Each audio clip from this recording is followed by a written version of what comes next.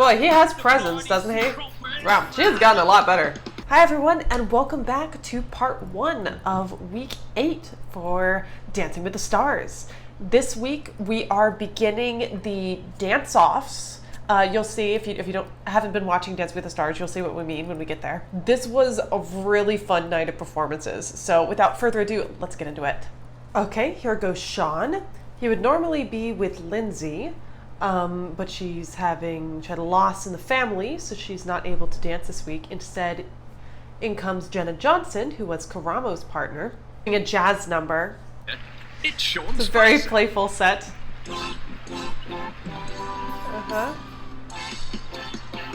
That's cute.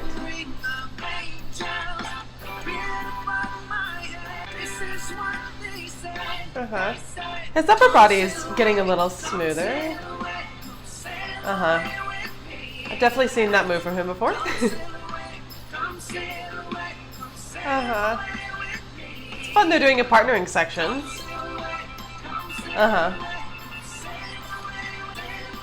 Yeah.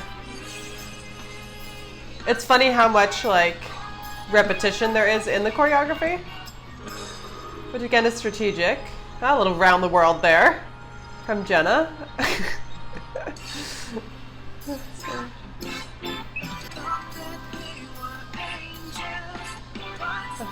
Got a little ahead of the music there. It's a very cute routine.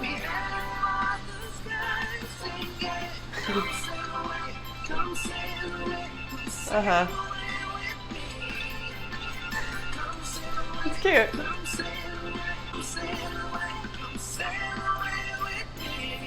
She looks adorable in her outfit. Okay. So that was very happy and cute. I think that my overall impression of it was that I think I've seen pretty much every piece of that choreography before, which, again, from a teaching perspective, is probably strategic because it allows him to keep working on things he's familiar with. From a viewing perspective, right, not as interesting. Again, there were some issues with timing. He had a great time with it. I can't say I really saw much technical improvement from last week, but it was playful and engaging, and once again, he seemed to have a good time with it. 7 from Carrie Ann. 7. 6. Okay, so here we go with Lauren Alaina doing a jive.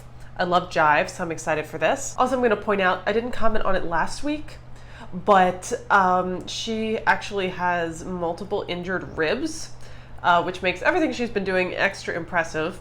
And apparently they also had to modify the routine somewhat, so just so it was less painful. Anyway, so that's pretty badass. Okay, now for the actual performance. Here we go. Oh, doesn't she look adorable? Beautiful, really. Gleb. It's Lauren Alaina. Ah, great energy.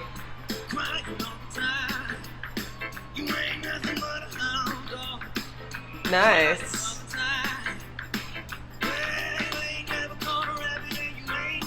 Wow, she has gotten a lot better.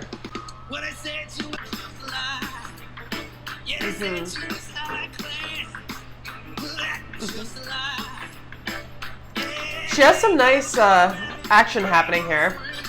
Her feet are a little sloppy. Again, turn out. She needs to watch her posture just a bit.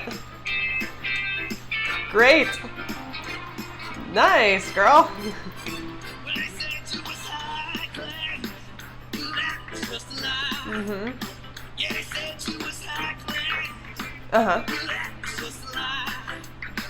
She should point her toes a little more on her kicks. She is killing the performance aspect of this, for sure. Smooth.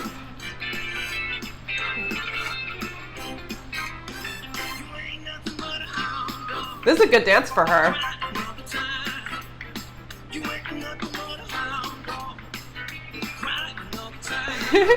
Okay. I want to see more, again, a little more liftedness with the posture.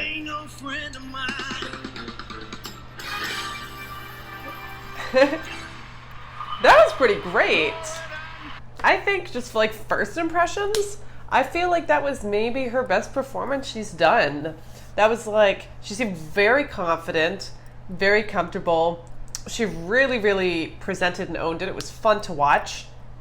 She had pretty decent like jive technique. It's very different from the other dances, and of course there are things she could layer on, but you could definitely tell watching it that was jive, right? There was a little moment there in the middle where she did get off on the timing or the feet, and she was visibly not in sync with the other dancers, but again, jive is fast and not very forgiving, and she got back on it. So again, for me, that's not, I don't really care that much. Obviously, I can imagine how that might affect the scoring. Again, yeah, like point the toes a little more, you know, stand a little straighter. But overall, that was really nice. Okay, scores for Lauren. 8 from Carrie Ann. Yeah, I'm expecting 8s. 8 from Len. And 8 from Bruno. Good. Very good. They were really like talking to her. Like they were nice, but they were like all really focusing on the error with the choreography. A couple different ones, apparently. I didn't catch them all. I only caught the one where they were all like in a group. So she's a little upset, but her scores were solid, and she has another dance tonight. Mistake aside, I still honestly think that was kind of her best performance because so many other elements of it were working so well. I get it from the judges' perspective. Again, competition is fierce. There are a lot of good dancers in here. They have to pay attention to when people make errors. I get that. But for me, like from a teacher's perspective, I'm like, that was so much, that showed so much growth, and that was awesome. All right, here's Kel Mitchell doing a salsa. I feel like he's gonna do well with this, so I'm kind of excited to see. Dancing the salsa, hey? It's Kel Mitchell. It's got that swagger, that's fun. Hey, hips going on there. Nice. Boy, he has presence, doesn't he? Oh, it needs to watch his toes. He put pigeon toe there. Nice. Good. Very smooth dip.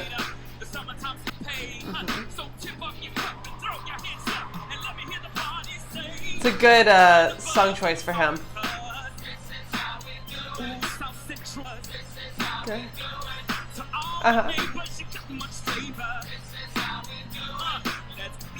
Lots of fun tricks. He's presenting it well.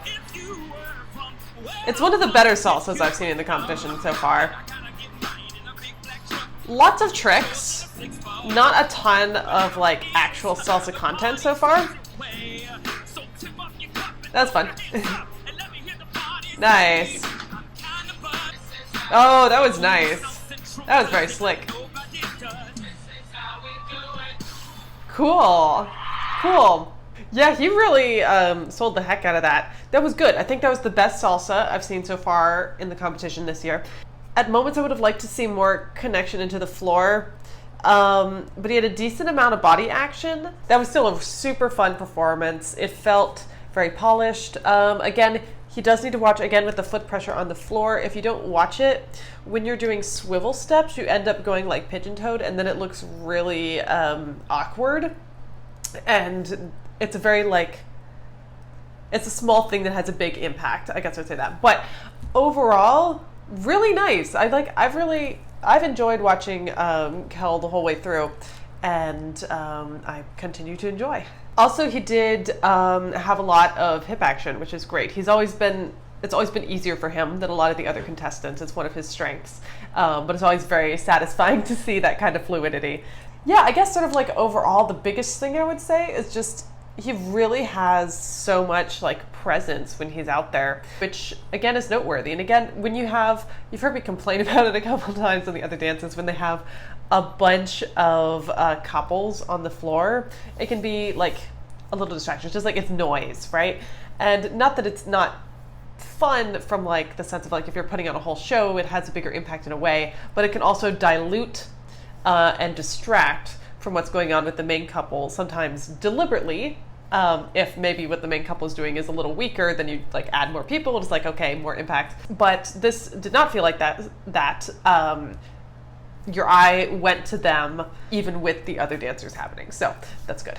Okay, scores for Kel. I think he's getting 9s. 9 from Crayon. 9 from Len. 10 from Bruno. Is that the first 10 of the competition? I think it is. All right, that was it for part 1 of this week's Dancing with the Stars reactions. Lots of excitement, starting off strong with Kel's 10. Thank you so much for liking, commenting, subscribing, and sharing. It's really been fun chatting in the comments with you.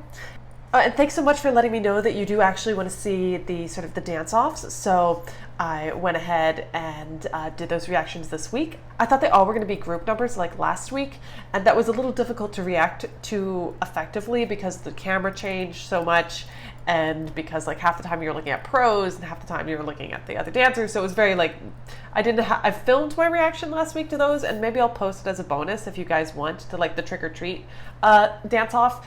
But I didn't really feel like I had that much of value to add just because it was very disjointed.